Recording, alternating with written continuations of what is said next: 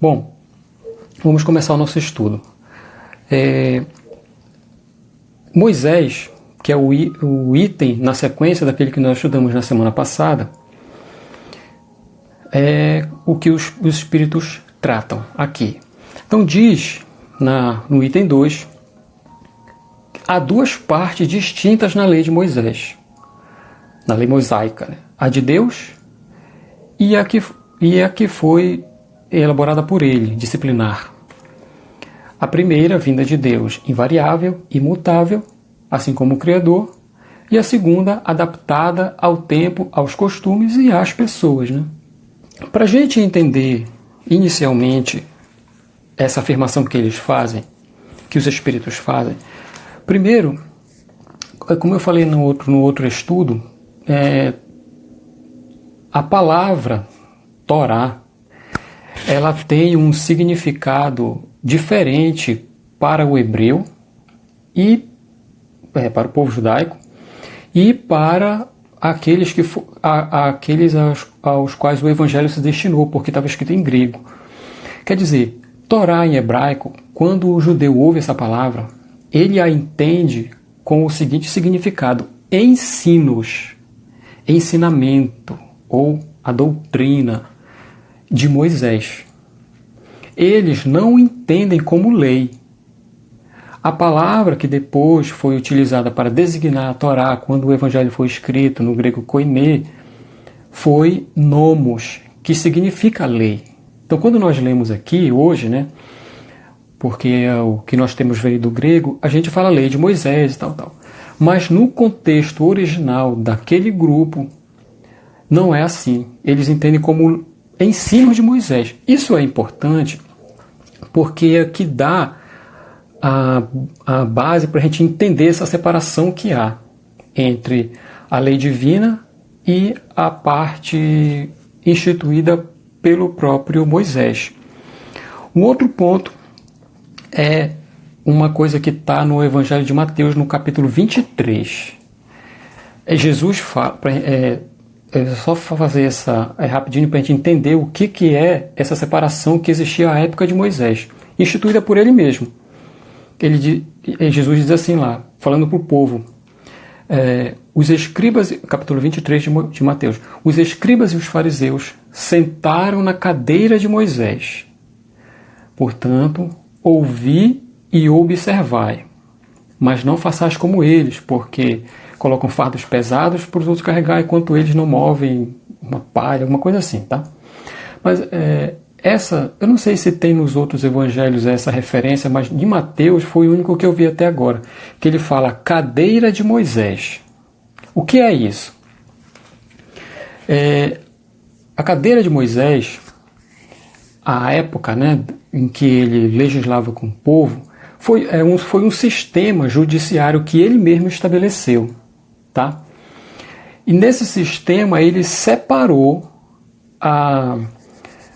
duas porções distintas. Assim, ele ficaria na posição suprema, como um juiz, um soberano que decidia, e as outras coisas, questões menores do dia a dia, foi elaborado um grupo para legislar, para decidir em cima das leis que já estavam estabelecidas, que são 613, derivadas do Decálogo. Então, as coisas menores, os acontecimentos do dia a dia ali, eram todas tratadas abaixo dele. Não chegava tudo em Moisés. Imagina, o povo todo, com as menores coisinhas, e levar tudo para ele e decidir, não tem condições. Então havia essa separação das ordens civis daquilo que era religioso. Porque quando acontecia de algo, vamos dizer, um conflito e que não tinha provas suficientes, não chegava a nenhum acordo, não conseguia por aqui, por baixo, então era levada a ele. Aí vem a importância da figura de Moisés para aquele povo como profeta. Então aquilo que não era conseguido resolver aqui embaixo era levado para ele. Ele estava lá na cadeira, né, dele, posição suprema. E é aí que entra em cena a sua posição, porque ele decidia como uma questão não mais civil, mas religiosa. A palavra dele, por sua condição de profeta, era como se tivesse vindo de Deus. Então ele resolvia as coisas, aqueles casos mais graves ou os piores. Então, desde o tempo em que o povo hebreu convivia, já havia essa separação bem entendida do que era a parte civil disciplinar e a original, natural de Deus. É isso que os Espíritos colocam aqui no início do item em que tratam de Moisés. Aí depois, então, eles vêm falando sobre Kardec coloca, né, as leis, os 10 mandamentos. Esses mandamentos começam... sim, antes. Tem uma coisa interessante que acontece nos livros. Os comentaristas, apesar de não ser um livro assim que eu me dedico mais a estudar, o Antigo Testamento, mas dá pra gente lançar assim, uma base para a gente entender o que vem depois, quando surge Jesus. E aqui, os comentaristas do Antigo Testamento falam que nos 10 mandamentos há uma separação. A primeira metade da segunda metade. A primeira metade trata dos mandamentos que se referem à relação da criatura com Deus. E a segunda parte é da relação entre as criaturas, entre o povo e do povo com Deus. E o outro detalhe curioso, mas também muito bonito, é que o meio onde há a separação das duas metades é a ligação dos compromissos espirituais com Deus e os compromissos terrenos com os irmãos. E isso se reflete no mandamento honrar pai e mãe. Então, o pai e a mãe é a ligação de Deus com a terra. Olha que bonito. Então, esses 10 mandamentos, como ele apresenta aqui, tratam, como Kardec colocou, os Espíritos afirmaram, das leis de Deus. Como os hebreus entendiam? Primeiro, esse primeiro mandamento, para a gente entender a importância dele, vamos lembrar assim, de uma coisa de contexto, é que, segundo conta a história, o povo hebreu ficou escravo no Egito por mais de 400 anos.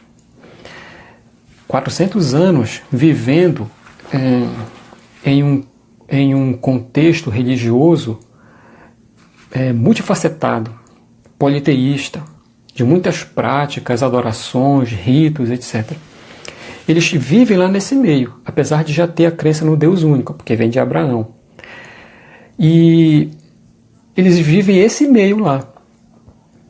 Então esse mandamento fala para o povo hebreu olhar de uma maneira diferente para a divindade. No primeiro ele diz que não há outro Deus além de mim. Isso é Deus falando através de um profeta, né? Aí, lá, aquele tempo, existe, nos tempos antigos das religiões pagãs, até em Roma a gente consegue já ver isso, apesar disso ser mais de 1000 anos antes de Cristo, a figura do panteão religioso. O que é o panteão? É uma espécie de assembleia onde todos os deuses estão presentes. E ali, coordenados por um Deus superior, dirigem os mundos e dos deuses e também o mundo terreno. Então a gente vê isso na cultura grega, na cultura romana, egípcia, está lá. E aqui, esse mandamento primeiro diz que não é assim para eles, é só um Deus. Não há nenhum outro tipo, nem acima nem ao lado. Então isso para a gente é uma coisa lógica e às vezes até sem muito sentido, mas para quem vive 400 anos reencarnando em meio a uma cultura politeísta, é uma ruptura. do povo hebreu dentro de um mundo politeísta que começa a criar a sua identidade. O outro mandamento, aqui no livro, no Evangelho segundo o Espiritismo, eu acho que a tradução de vocês está igual também, mas é que ele coloca o primeiro, o segundo e o terceiro como 2 mandamentos. E outros comentários colocam o primeiro mandamento, o segundo separado, né? Mas o outro, independente disso, fala da proibição de se fazer ídolos ou imagens. Hoje a gente consegue ver também, assim, sem muita dificuldade, as imagens da cultura egípcia, o culto aos deuses, aos animais, etc. Então, o outro mandamento fala disso. A relação com Deus, para o povo hebreu, não é por meio das imagens. Isso acontecia porque, dentro daquela cultura politeísta pagã, a relação com Deus deles acontecia através das imagens. Então talhava-se a imagem e realizava-se cultos e tudo em direção àquela. Então ali, naquela imagem, era por onde a divindade se manifestava. Dentro disso do entendimento religioso egípcio, por exemplo, né? Que é o contexto que eles estão. E da maneira como se apresenta para Moisés, diz que não é dessa maneira a relação do povo para com ele. Não é através de objetos materiais. O outro mandamento fala do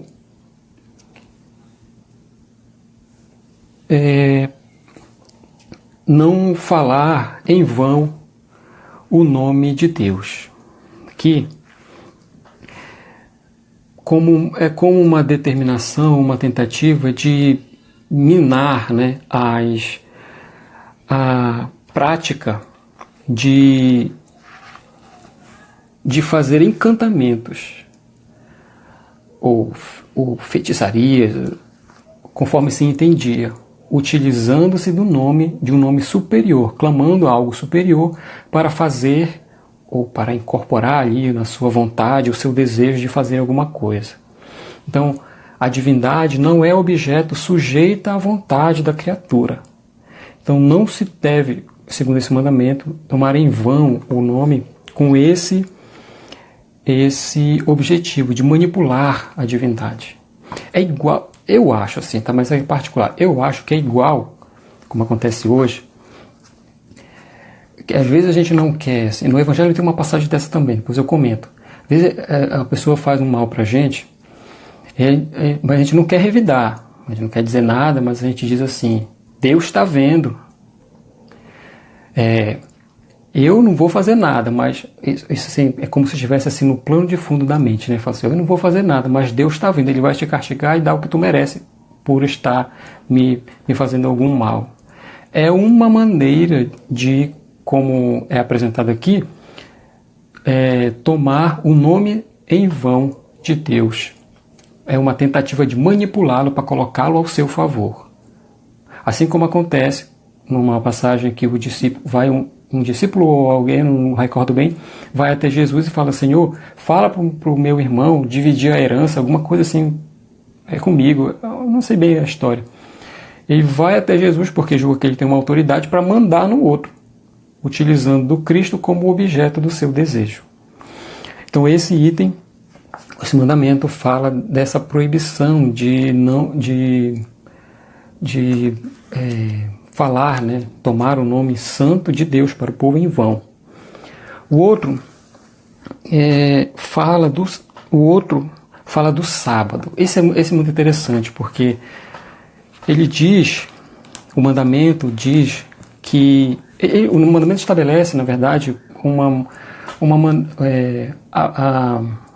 que não se pode trabalhar, né? Você não pode trabalhar no sábado. Mas o mandamento, ele diz santificar o sábado. Um dia, não se sabe se é um sábado ou outro dia, mas é um dia reservado para que você, abrindo mão das suas ocupações profissionais e materiais, possa santificar aquele dia. É como um dia de aproximação da criatura com Deus.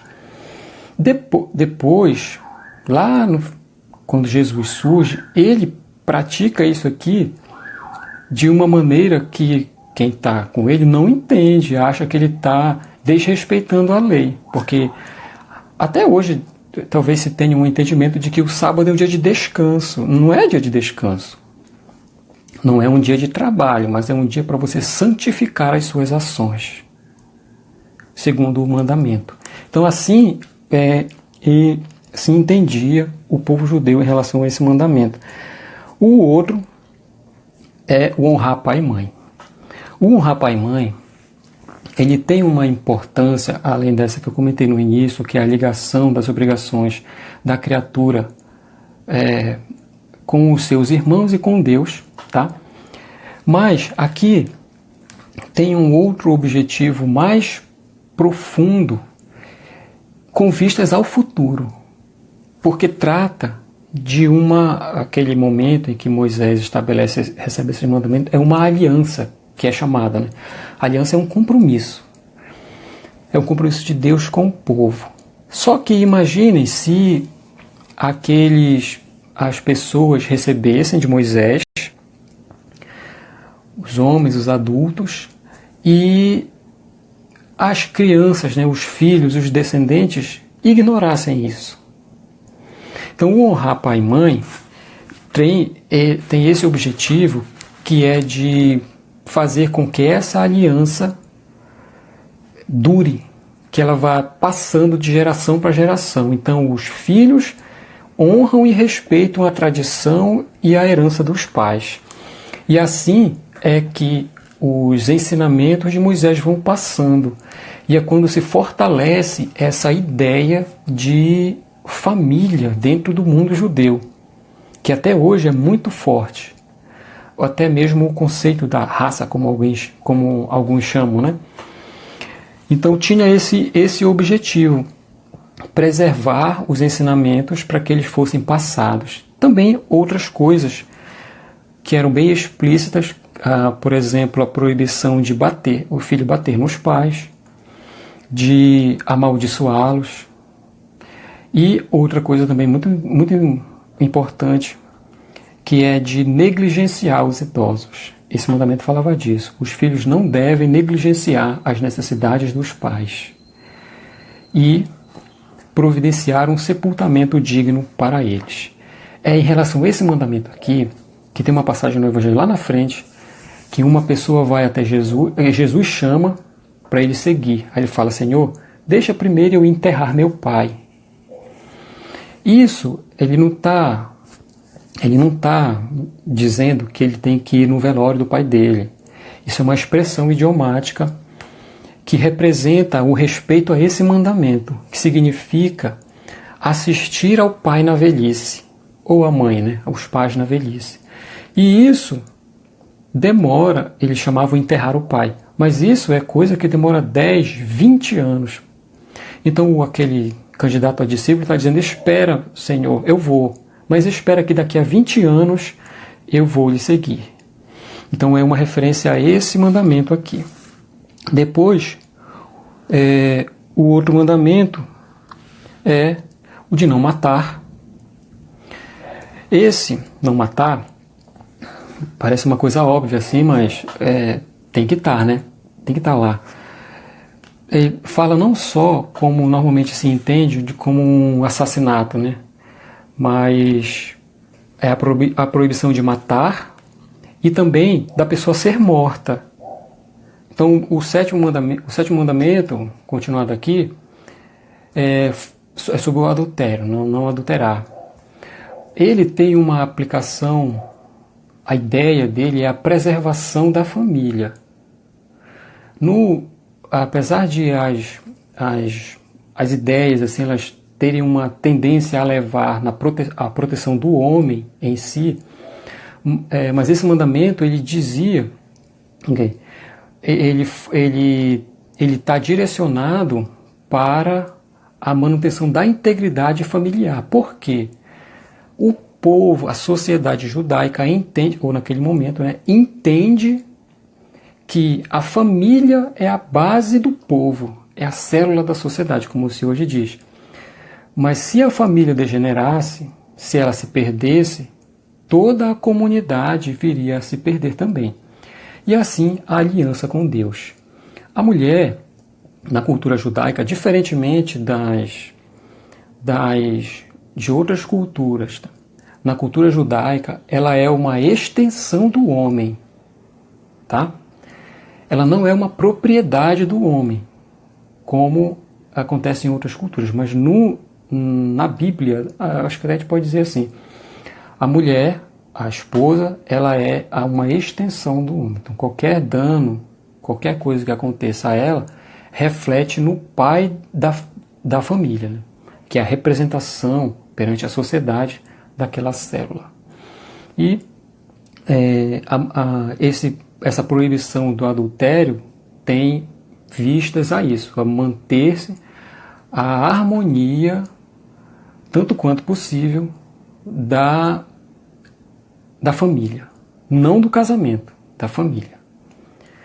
O outro é não furtar, mas aqui tem uma questão mais abrangente também, que é o roubo de uma maneira geral, até o sequestro, danos morais, quando você previne o outro de certas coisas, o desrespeito, quando você priva de direitos, da liberdade, tudo tá incluído nesse mandamento, além do sentido também de trapacear, né, de você ser beneficiado com alguma coisa por uma artimanha. Então, isso aí tá lá, é o sentido do mandamento. O próximo, o não prestar falso testemunho.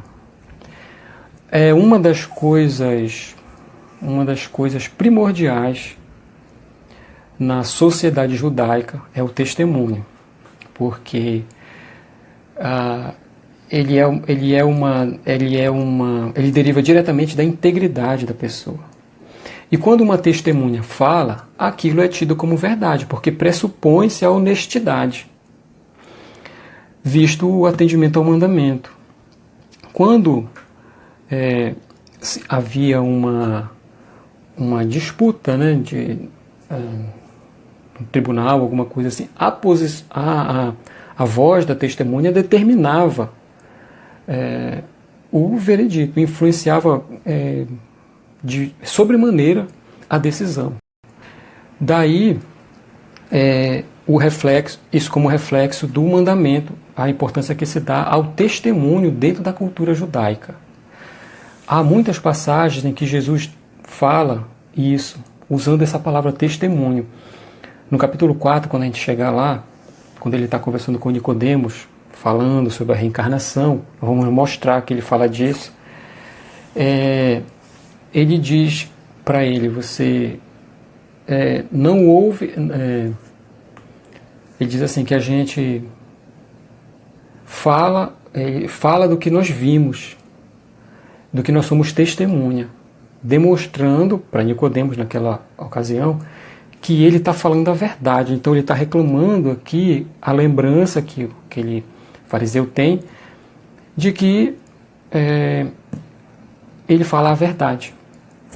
E o outro mandamento, o último, o 10º, aqui ele está aglutinado, né, o 9 e o 10 no Evangelho, que trata da cobiça, tanto das mulheres quanto dos outros bens, das propriedades e tudo. Então esse desejo, o desejo que é ilegítimo de ter aquilo que é do outro, é o ponto central desse mandamento. Não cobiçar o que não é teu. Depois, isso são rapidamente, só para dar um plano, sem entrar muito em detalhe assim no significado de cada um, para a gente entender agora como é que esses mandamentos se referem a leis divinas. Se nós olharmos, né? Se nós olharmos cada um deles eu não estou bem lembrado da parte agora no Evangelho que fala que o ensino de Jesus ele pode ser resumido em duas virtudes: a caridade e a humildade. Caridade é o amor em ação, quando você coloca aquilo, o bem, para o outro. E a humildade, nesses aspectos aqui, o reconhecimento de Deus superior a ti e o reconhecimento do seu papel, da sua posição, nem mais nem menos. E toda a consequência que tem quando você reconhece quem você é. Então eles dizem que se resume em humildade e caridade. Então quando nós olhamos agora para os 10 mandamentos, nós conseguimos perceber dentro de cada um deles estas lições. Seja a parte primeira, os 4 primeiros, até os 5 também, que trata da relação com Deus, é o reconhecimento de um ser superior, do Pai. E essa posição em que a criatura se coloca é um ato de humildade. Então, a observação dos mandamentos, o exercício diário, desde lá, 1200 anos antes de Cristo, apenas tendo por base esses mandamentos a se guiar, o exercício da humildade no espírito.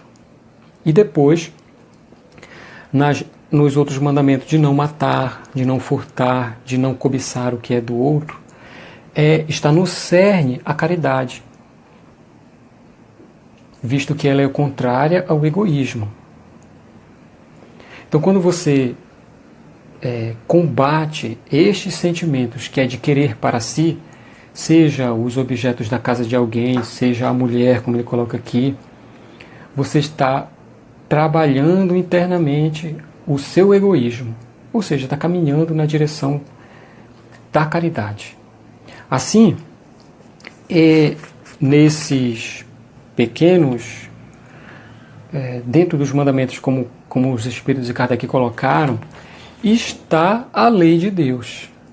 As outras, como eu falei no início, derivado daquela ideia da cátedra de Moisés, é a regulação civil, adequada, como os Espíritos colocam, ao tempo.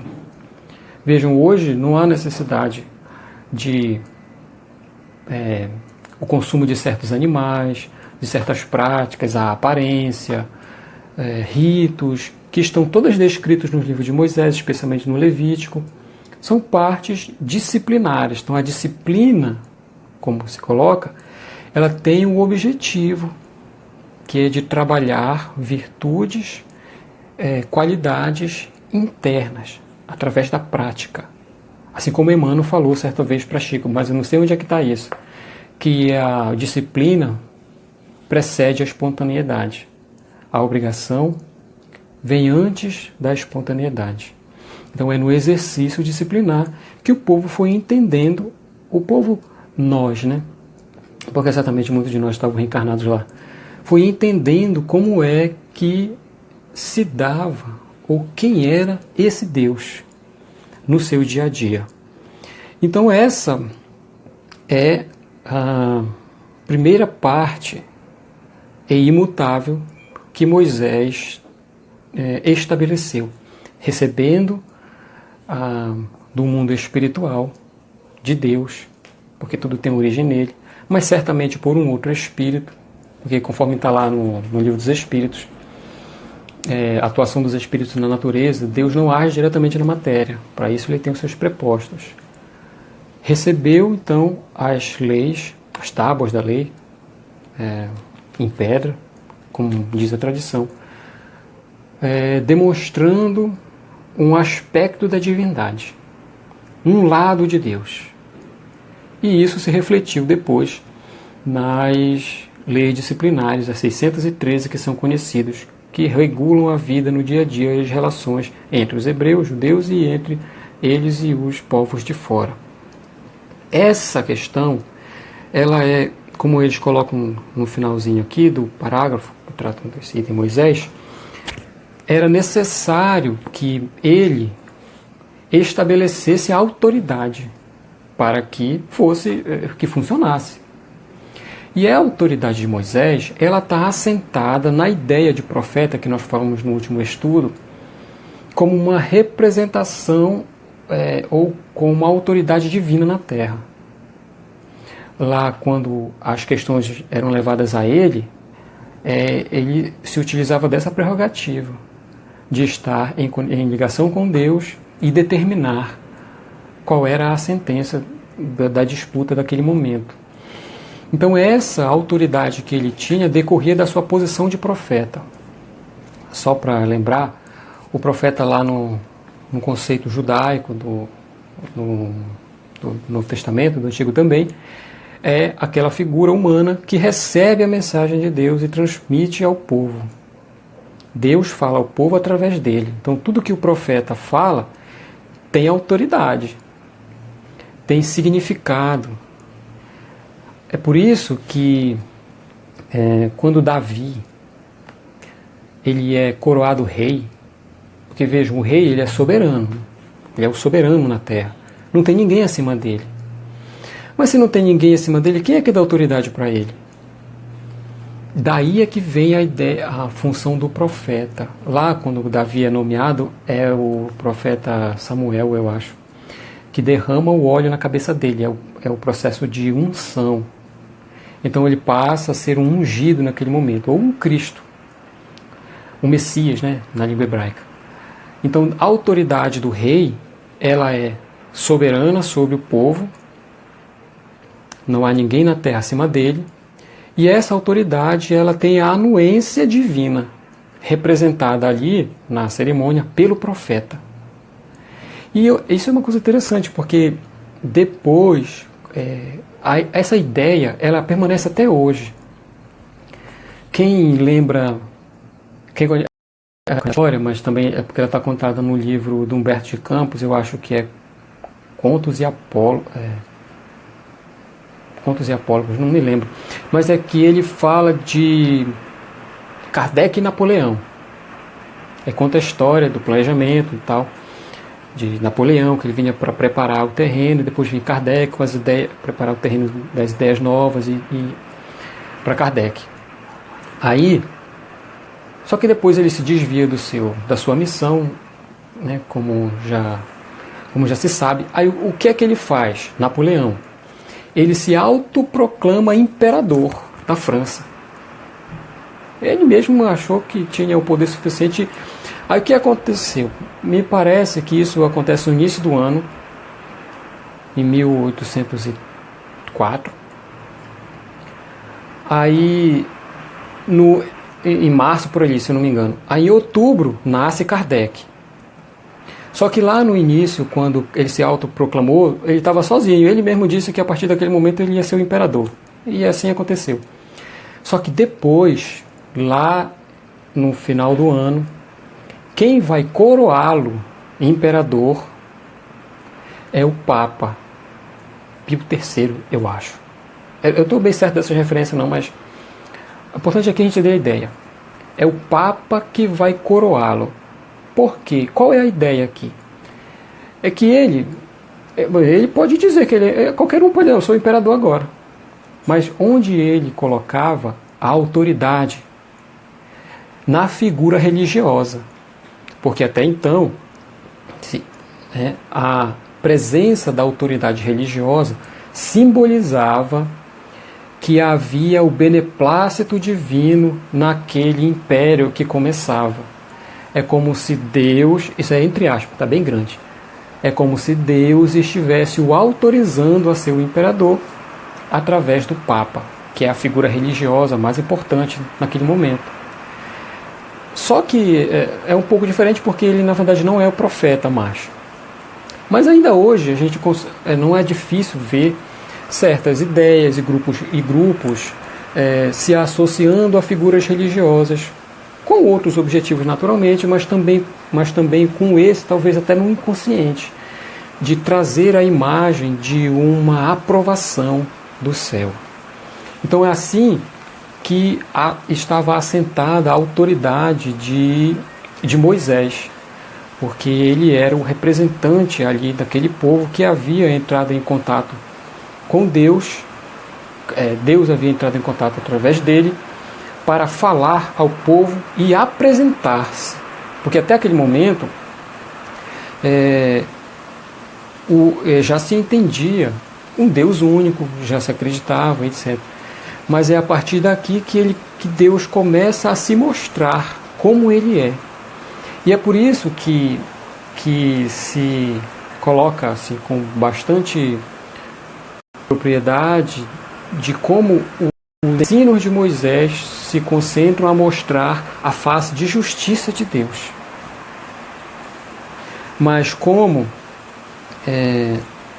nós adiantamos também no estudo passado, quando o próprio Cristo está no Monte das Bem-aventuranças, e fala que ele veio cumprir, ou seja, que ele fala naquele termo grego plerosai, que ele veio desenvolver, ou ele veio completar o entendimento que se tinha de Deus. Então foram, vamos dizer, 1200 anos até Jesus chegar, de um povo exercitando a encarnação, a desencarnação, a reencarnação, o exercício nas relações sociais, cometendo abusos, cometendo erros, acertos, aprimorando o coração, exercitando na disciplina. Talvez até, pode ser até assim um exagero meu, é uma inferência pessoal, porque Emmanuel coloca no livro A Caminho da Luz uma característica muito, talvez mais marcante do povo que degradou, que formou o povo hebreu, é o orgulho forte. E o orgulho, nós sabemos que uma das técnicas pedagógicas divinas para educá-lo é pela disciplina. Talvez até esse exercício na disciplina fosse para entender como Deus age justamente. 1200 anos. Uns falam que até mais. Entendendo Deus dessa forma.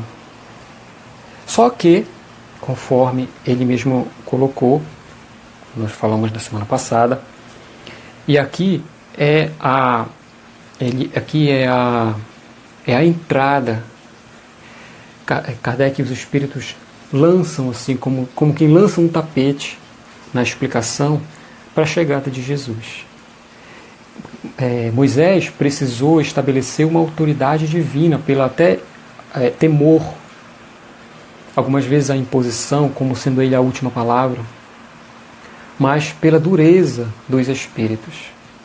Conforme o tempo foi passando, conforme nós fomos nos aprimorando, chegou o tempo então em que estávamos preparados para entender que Deus não é somente justiça, porque a justiça lá nos atributos divinos, quando Kardec trata com os espíritos, lá pela questão 10 no Livro dos Espíritos, um dos atributos que ele coloca é que Deus é soberanamente justo e bom.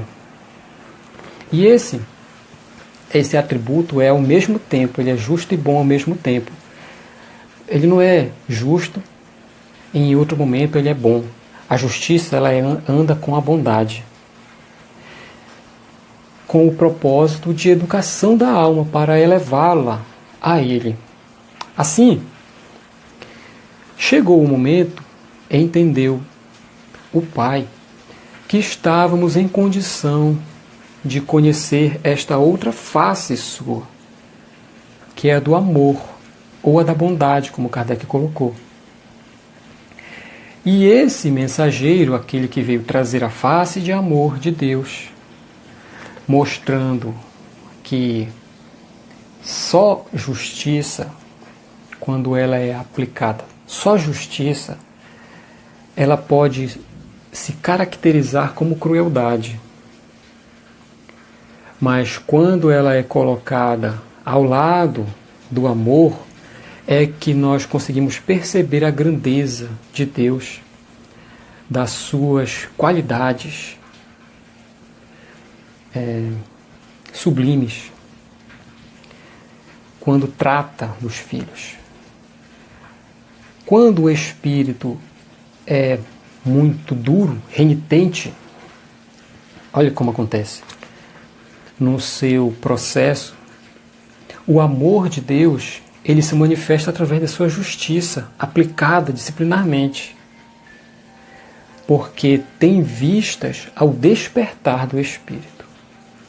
Como a criança que conforme vai insistindo em certa conduta, a disciplina dos pais vai ficando mais severa, para até chegar o momento em que ele desperte para aquilo. Assim o espírito. Mas para os outros que, embora errem muito,